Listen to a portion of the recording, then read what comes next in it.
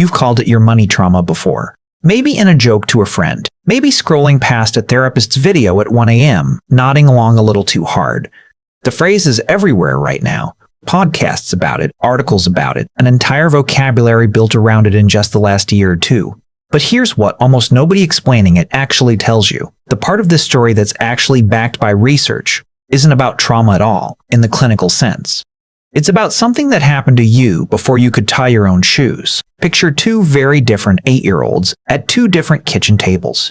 One watches a parent slam a bill down and go quiet for the rest of the night. The other watches a parent count cash at the table every Sunday, calm, ritualistic, almost proud. Neither child understands interest rates. Neither one could tell you what a budget is. But 30 years later, one of them feels a flash of dread just opening a banking app. The other feels a strange sense of order doing the exact same thing. Same task, completely different nervous system underneath it, and neither of them chose that difference on purpose. Let's start with the age nobody expects. In 2013, two researchers at the University of Cambridge, David Whitebread and Sue Bingham, were commissioned by the UK's Money Advice Service to answer a deceptively simple question. When, exactly, do human beings develop the mental machinery they'll use to handle money for the rest of their lives? Not when they get their first job. Not when they open their first bank account. Whitebread and Bingham reviewed the existing research on childhood cognitive development and found something that surprised even the people who commissioned the study. By around age 7, the core habits of mind involved in financial behavior are largely in place. Not fully formed financial knowledge. Something deeper than that. The ability to delay gratification. The ability to plan ahead instead of just reacting to what's in front of you. The ability to regulate emotion well enough to make a decision instead of just feeling an impulse and obeying it. Whitebread and Bingham's report put it plainly. The habits of mind that shape financial decisions are largely determined in the first few years of life, long before a child understands what a dollar or a pound is actually worth. Read that again. The mental software you're running right now, every time you decide whether to save or spend, whether to check your account or avoid it, whether a purchase feels safe or terrifying. A meaningful share of that software was installed before you could do long division. There's a biological reason this window closes so early, and it comes from a completely different field, developmental endocrinology. A psychologist named Megan Gunnar at the University of Minnesota's Institute of Child Development has spent decades studying how early caregiving literally calibrates a child's stress hormone system. Gunnar's research tracks cortisol, the body's primary stress hormone in infants and young children, and shows that the responsiveness of a child's HPA axis, the biological chain of command that decides how strongly the body reacts to stress, gets tuned during these same early years based on how consistently a caregiver responded to distress. A child whose early environment was unpredictable or frightening often develops a cortisol system that overreacts to ordinary stress for the rest of their life. A child with steady responsive caregiving tends to develop a system calibrated closer to the actual size of the threat in front of them. This means the money scripts absorbed at the kitchen table weren't only stored as beliefs. They were installed alongside an actual hormonal dial set once, early, largely outside anyone's control, that determines how loudly your body screams every time something resembling that old scene shows up again. Two people can hold the exact same conscious belief about a purchase and have completely different biological alarm volumes attached to it, purely because of how their stress hormone system happened to get calibrated before age 5.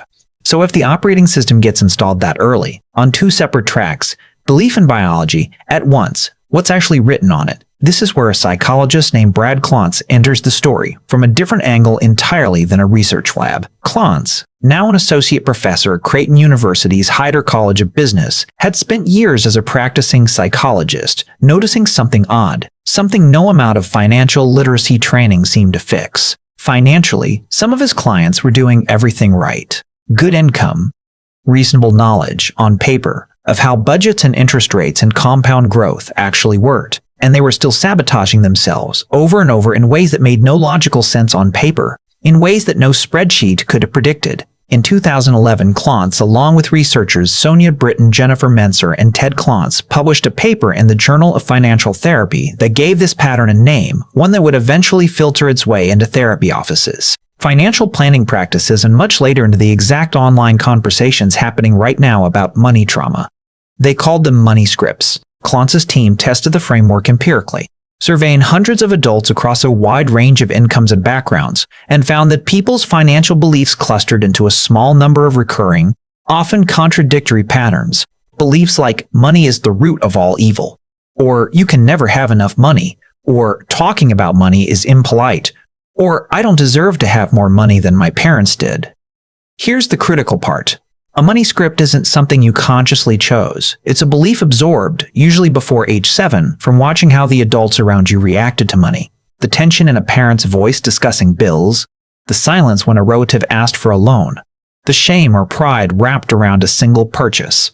You didn't analyze any of that as a child.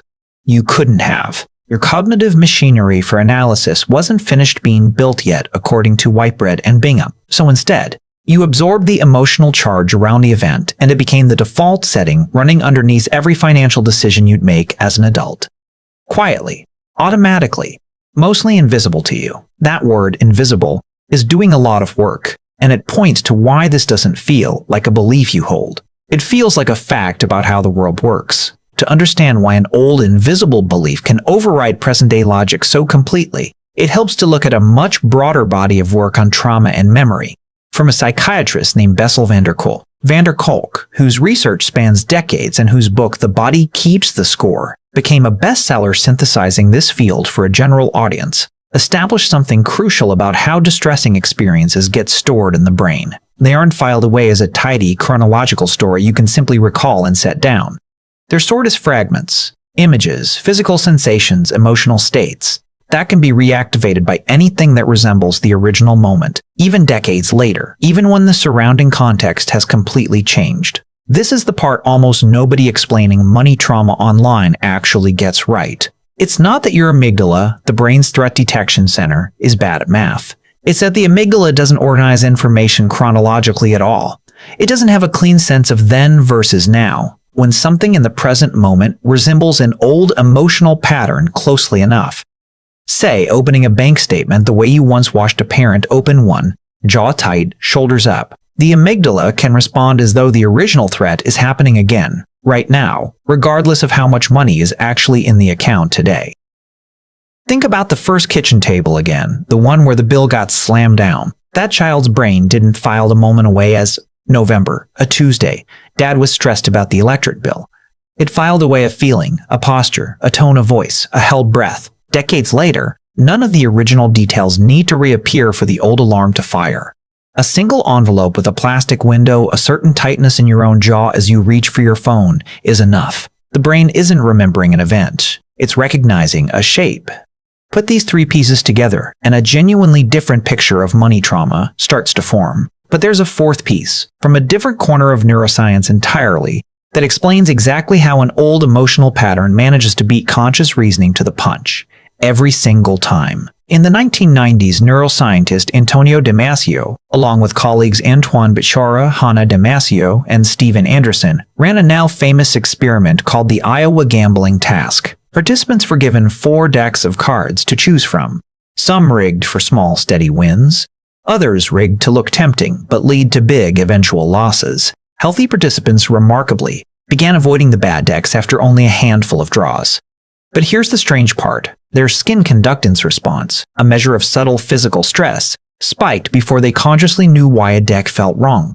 Their bodies flagged the danger before their reasoning caught up. Damasio called this the somatic marker hypothesis. Every significant emotional experience leaves behind a bodily marker, a gut-level flag, that gets attached to similar situations in the future and fires before conscious analysis has a chance to weigh in. In patients with damage to a specific brain region, the ventromedial prefrontal cortex, this marker system broke down entirely. Their logical reasoning tested completely normal, but without the emotional flagging system intact, they made catastrophic real-world financial decisions, over and over, unable to feel that something was wrong before it was too late. Flip that finding around, and it explains the opposite problem too. A person whose childhood installed a strong somatic marker around spending, saving, or a specific kind of financial risk isn't reasoning their way to dread. Their body is flagging the situation the way Damasio's participants' bodies flagged a bad deck of cards, milliseconds before conscious thought arrives, using a marker laid down decades earlier at a kitchen table that has nothing literally to do with today's decision. The feeling arrives first. The justification for the feeling gets constructed afterward. And it usually sounds a lot more reasonable than, "This reminds me of being 7. Whitebread and Bingham's research shows the core mental habits driving financial behavior are largely locked in during early childhood, well before conscious reasoning fully comes online. Gunner's research shows that same window also calibrates the body's actual stress hormone system, setting how loudly your biology reacts before any belief even enters the picture. Clonce's research shows those early experiences get encoded as specific recurring belief patterns, dias in money scripts, that operate mostly outside conscious awareness. Damasio's work shows those patterns get attached to bodily gut-level markers that fire before conscious thought even begins. And van der Kolk's broader body of work on trauma and memory explains the mechanism connecting all of it. Emotionally charged material from childhood doesn't stay filed neatly in the past. It gets triggered by anything that resembles it, activating an old response in a present-day situation that may have nothing else in common with the original one. So when your chest tightens looking at a bank app, even though the balance is genuinely fine, that's not irrational. That's your amygdala matching a pattern it learned to flag as dangerous decades ago, using a filing system that was never built to check the actual date. Here's where it gets specific enough to actually recognize in your own life. Clonce's research identified several broad categories of these scripts, and most people carry a blend, not just one. Money avoidance looks like believing wealth is somehow corrupting and unconsciously sabotaging your own progress to stay good. Picture someone who gets a raise and, within weeks, finds a reason to spend the difference away entirely, not through carelessness, but through something closer to relief. Money worship looks like believing more money will finally fix the underlying anxiety, chasing a number that keeps moving because the actual problem was never mathematical. Picture someone who hits every income goal they set for themselves and feels exactly as unsettled the day after as the day before. Money status looks like tying your self-worth directly to your net worth so that a financial setback doesn't just cost money, it costs identity. Picture someone who can recite their exact account balance from memory but couldn't tell you without checking how they actually feel that day. And money vigilance, oddly, is the healthiest sounding one on paper. Careful and watchful, but taken to an extreme it becomes an inability to ever feel safe regardless of how much is actually saved. Picture someone with a comfortable emergency fund who still can't sleep the night before a routine expense. None of these were reasoned into existence. They were absorbed, the way a child absorbs a language without ever being taught the grammar directly. This is why the popular advice around money trauma, heal your relationship with money, journal about your feelings, manifest abundance, so often falls flat. It treats the problem as primarily emotional, something to be soothed. But Clonce's clinical and research work points somewhere more specific. If a belief was installed through a repeated pattern absorbed before conscious reasoning existed, then the intervention that actually works has to operate at that same level, not just at the level of positive thinking layered on top. Clonce's clinical approach in the field of financial therapy, his work helped establish focuses on identifying the specific script, tracing it back to its origin, often a specific remembered scene from childhood, and then deliberately testing it against present-day reality, again and again until the old prediction stops firing automatically. That last part matters enormously because it means this isn't fixed. Van der Kolk's broader research on trauma consistently shows that these old patterns, however deeply encoded, remain capable of change throughout life. The mechanism isn't willpower. It's exposure to enough contradicting evidence, delivered consciously and repeatedly, that the old pattern eventually gets updated rather than simply overridden by force of will for a few weeks before it reasserts itself. Think about what this means for a moment. Evolutionarily, before humans had money at all, a child's brain absorbing emotional patterns from caregivers before conscious reasoning came online wasn't a design flaw. For nearly all of human history, a young child had no way to independently evaluate whether a food source was safe, whether a stranger was dangerous, whether a decision would help the group survive the season. Absorbing the emotional reactions of trusted adults wholesale without analysis was the fastest and often only available way to inherit hard-won survival knowledge before your own reasoning was ready to do the job. A child who waited to reason things out independently, rather than simply absorbing the fear or calm of the adults around them, was a child running on a slower, less reliable system in an environment that rarely offered second chances. The problem isn't that this absorption system exists. The problem is that it doesn't come with a label explaining which patterns are still useful and which ones were specific to a kitchen table 40 years ago that no longer resembles your life today. So what do you actually do with a belief you never consciously agreed to? One flagged by a marker you never chose and can't simply argue with. The research points towards something more specific than simply healing. First, identifying the script itself, in plain language, the actual sentence running underneath the behavior. Not, "I'm bad with money," but something closer to "spending on myself means I'm being selfish." Or, "If I have more than my parents did, I'll owe someone something for it." Klotz's clinical work consistently finds that naming the specific sentence out loud, in words a 7-year-old could have understood, is often the first moment a person realizes the belief was never a fact. It was a conclusion drawn by a very young mind, doing its best with incomplete information, and never revisited since. Second, tracing it back, when possible, to where it was likely absorbed. Not for blame, for context. A belief that money causes fights makes complete sense if you grew up hearing money discussed only during conflict. It doesn't make the belief accurate about your life now. It makes it accurate about a specific kitchen, at a specific age, under specific circumstances that no longer apply.